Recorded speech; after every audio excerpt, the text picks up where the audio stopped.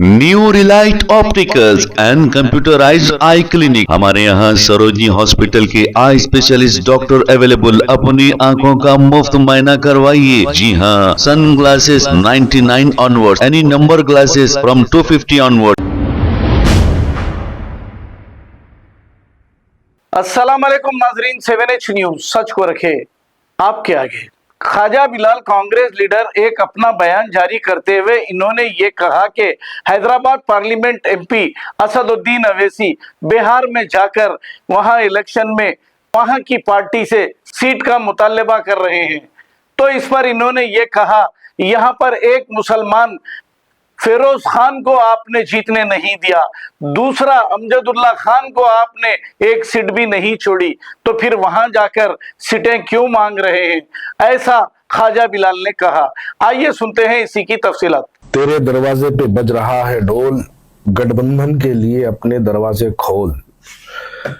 कुछ दिन पहले ये नारा बिहार के मजलिस इत्तेहादुल मुस्लिमीन के सदर ढोल लेकर तेजस्वी यादव के घर पे बजाते हुए जाते हैं और वहां पर कहते हैं कि हम नहीं चाहते हैं कि वोट बढ़ जाए, हमको गठबंधन में ले लिया जाए। यानी आप इस बात को मानते हैं कि आपके इलेक्शन लड़ने से वोट बढ़ते हैं। ये मैं नहीं कह रहा हूं, बिहार के सदर अख्तरुल ईमान ये बात कहते हैं। और बिहार का एक कल्चर है, वो कल्चर दरअसल ये है कि जिस किसी के घर में बच्चा पैदा होता है, उस घर के बाहर कुछ मर्द हजरात साड़ियां पहन के ढोल लेके आके बाजा बजाते हैं, ढोल बजाते हैं, और जब तक उनको बख्शिश नहीं मिली तब तक वो जाते नहीं हैं। तो अब ये जो आए हैं, ये बख्शिश लेने के लिए नहीं, ये बख्शवाने के लिए आए हैं। किसको बख्शवाने के लिए आए हैं? कहते हैं कि हमको 6 सीट दे दो। भाई साहब, आप हैदराबाद में किसी को आपकी 7 सीटों में 1 सीट देते, आप 1 सीट दे दो फिरोज खान को, और आप दूसरी जगह जाके पूछो 10-10, 20-20 सीटा। आप याकुतपुरे की 1 सीट दे दो एमबीटी को और पूछो जाके 10-10, 20-20 सीटा। आप हैदराबाद में किसी को सीट नहीं देते।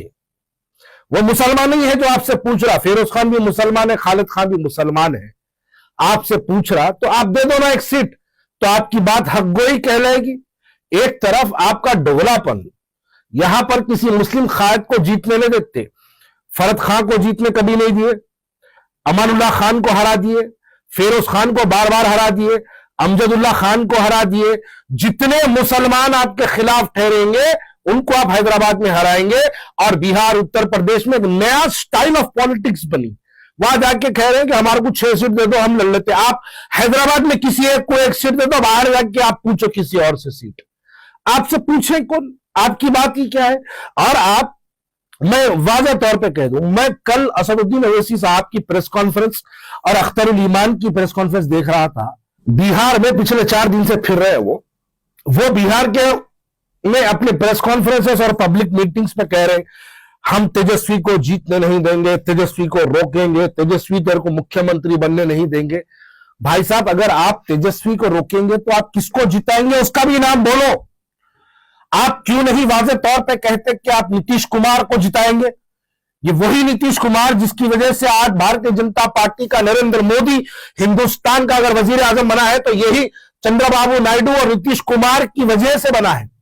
आप थोड़ा तसव्वुर करके देखिए, दिमागों को उस तरफ ले जाके देखिए कि आने वाले 1 महीने के बाद अगर बिहार में चुनाव हो, नीतीश कुमार अगर हारे और तेजस्वी यादव अगर जीते, तो जितने नीतीश कुमार के मेंबर ऑफ पार्लियामेंट एमपीज है, जिनकी वजह से आज नरेंद्र मोदी उस कुर्सी पे फायज है, उनको तोड़ने का काम तेजस्वी यादव करेगा। और नरेंद्र मोदी भारतीय जनता पार्टी की दिल्ली की सरकार को हिलाने का काम तेजस्वी यादव करेगा। ये असदुद्दीन ओवैसी हैदराबाद मजलिस इत्तेहादुल मुस्लिमीन से ये लोग अगर वहां पर आए हैं तो ये दरअसल तेजस्वी को हराने या नीतीश को जिताने नहीं आए। ये भारतीय जनता पार्टी को दिल्ली में कोई नुकसान ना हो उसकी वजह से ये बिहार का चुनाव लड़ने की तैयारी कर रहा है। अरे मैं वाज़ेह तौर पे पूछूं, अगर ये भारतीय जनता पार्टी के इतने बड़े दुश्मन हैं तो इनको भारतीय जनता पार्टी बिहार में क्यों नहीं रोकती? इनको उत्तर प्रदेश में योगी आदित्यनाथ वार्म वेलकम क्यों करता?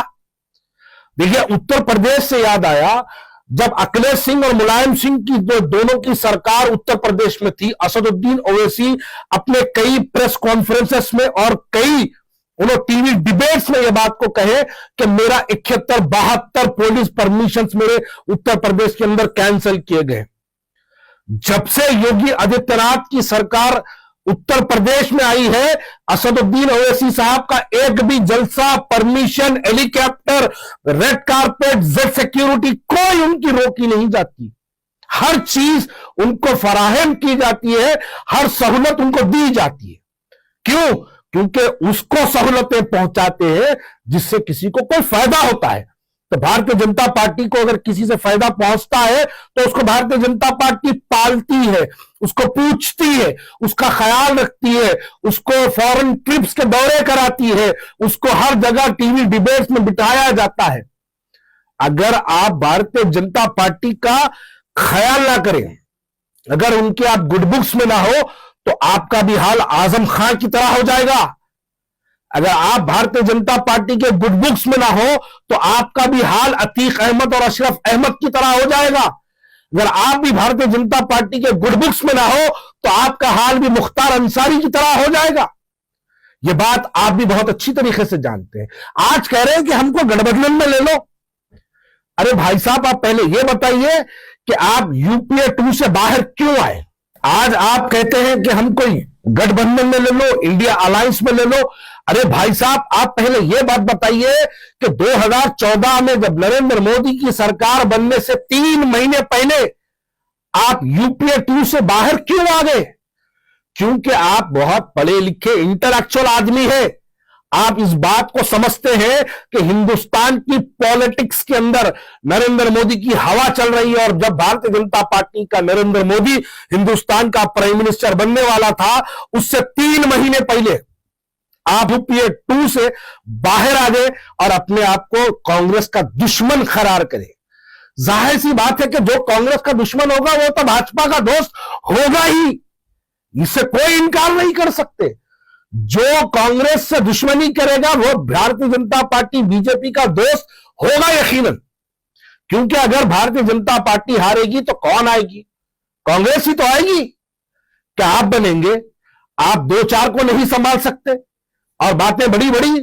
बिहार के अंदर आप देखिए माहौल, मैं नजूमी तो नहीं हूं, मैं गैब का इल्म रखने वाला नहीं हूं, लेकिन सियासती हालात जो बिहार के समझ में आ रहे हैं, भाई किसी को किसी चीज का सहारे की जरूरत कब पड़ती है? जब आदमी कमजोर होता है, जब किसी आदमी के हाथ और पैर में ताकत नहीं होती तो वो बैसाखी का इस्तेमाल करता है। अगर आप इतने बड़े मर्द मुजाहिद हैं, आप इतने बड़े ताकतवर इंसान हैं, तो आपको इंडिया अलायंस की जरूरत क्यों है? आप अकेले लड़िए। आप नहीं लड़ेंगे क्योंकि आप जानते हैं आपके अकेले लड़ने से आपको एक भी सीट नहीं आएगी। आपका बिहार का राष्ट्रीय अध्यक्ष जो आप कहते हैं ना, वो भी इलेक्शन हारेगा। वो आमोर से लड़ेगा तो हारेगा, वो कोचा दामन से भी लड़ेगा तो हारेगा। आपका एक भी एमएलए जीतने वाला नहीं है। एक एमएलए आपका जीतेगा जरूर, और वो जीतने के बाद 2 हफ्ते के अंदर वो इंडिया अलायंस आरजेडी ज्वाइन करेगा। मैं ये बात को मजाकिया तौर पे नहीं कह रहा हूं। आपके कोई एमएलए जीतने वाला नहीं है, आपका एक एमएलए जीतने वाला है, और आपका जो एक एमएलए जीतेगा वो भी जीतते ही आरजेडी ज्वाइन करने वाला है 1 महीने भर के अंदर। अरे आप वहां बैठ के पूछते हैं कि हमको 6 सीट दे दो, हमको 6 सीट दे दो। अरे आपके लिए 7 सीट है ना भाई। आप 7 सीटों में 1 सीट एमबीडी को दो, आप 1 सीट नामपल्ली की फेरोज खां के लिए छोड़ो, तो आप भी बजा के दूसरी जगह किसी और से उनके शिफ्टिंग सीट्स पूछ सकते हैं। अरे बड़ी अजीब बात है। तो बिहार के अंदर, बिहार वालों मुबारक हो आपको, आपके पास भारतीय जनता पार्टी के दलाल, भारतीय जनता पार्टी के खैरखा, भारतीय जनता पार्टी के good books, Bharatiya Janata party के बेस्ट फ्रेंड्स आपके बिहार में आए हैं। वो इसलिए आए हैं क्योंकि वो चाहते हैं कि नरेंद्र मोदी वो 2029 तक प्राइम मिनिस्टर कंटिन्यू रहे और उसको नीतीश कुमार को कोई नुकसान न पहुंचे। उसी नीतीश कुमार को ताकत पहुंचाने के लिए, तेजस्वी को कमजोर करने के लिए, राहुल गांधी को कमजोर करने के लिए बिहार के अंदर असदुद्दीन ओवैसी की शक्ल में भारतीय जनता पार्टी के बी टीम के एजेंट बिहार के अंदर फिर रहे हैं, काम कर रहे हैं। लेकिन बिहार के लोग बड़े समझदार हैं। मैं एक प्रेस कॉन्फ्रेंस देख रहा था, वहां पर बिहार के मुसलमान असदुद्दीन ओवैसी अख्तरुल ईमान को फेस टू फेस ऐसे कड़वे सवालात कर रहे हैं जो सवालात हैदराबाद का मुसलमान 60 साल में नहीं करा, वो लोग 6 साल में इतने सख्त सवालात कर रहे हैं कि जिसके जवाब देने के लिए असदुद्दीन ओवैसी को और अख्तरुल ईमान को जवाब नहीं मिल रहा। उनकी बुकलाहट समझ में आ रही है। कभी स्टेट पे से मुफ्ती साहब को उतार दे रहे हैं, कभी स्टेट पे से फलाने उलमा को उतार दे रहे हैं। बिहार के हालात, उनकी बुकलाहट, उनकी परेशानी इस बात की गवाही देती है कि बिहार के अब की बार आते हुए महाराष्ट्र का जैसे नताइज लेके बिहार से वापस ये हैदराबाद जरूर आएंगे। New Relight opticals and computerised I clinic. हमारे यहाँ सरोजनी हॉस्पिटल के आई स्पेशलिस्ट डॉक्टर अवेलेबल। अपनी आंखों का मुफ्त मायना करवाइए। जी हाँ, sun glasses 99 onward, any number glasses from 250 onward, contact lenses any colour ₹99 onward. जो हजरात 60 साल की उम्र से ज्यादा है, हज और उम्रा जाना चाहते हैं, उनके लिए बिल्कुल free number glasses, free home delivery और free eye checkup. New relight optical, Talab Katta, main road, opposite to Baba Bahauddin दरगाह। मोबाइल 9848392127। प्लीज हमारे चैनल को लाइक करिए, शेयर करिए, सब्सक्राइब करना ना भूले। 7 न्यूज़ आपकी आवाज।